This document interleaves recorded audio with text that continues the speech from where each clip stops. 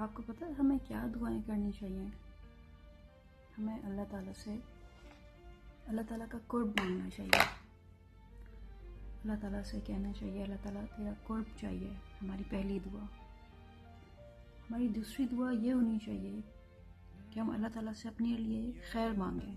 हम अपने बच्चों को भी सिखाएं ये दुआएं, और हम अपने लिए भी ये करें कि हम अल्लाह ताला से खैर मांगें, और हर उस चीज़ में खैर मांगें और सेहत मांगें अपने लिए। हम नहीं मांगते। और तीसरी दुआ हमें ये मांगनी चाहिए कि हम अल्लाह ताला से कहें, अल्लाह ताला हमारी राहों में अच्छे लोग भेजें। हम अच्छे लोग मांगें अपने लिए, हम नहीं मांगते।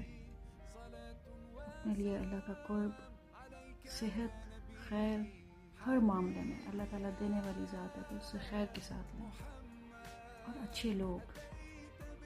बस।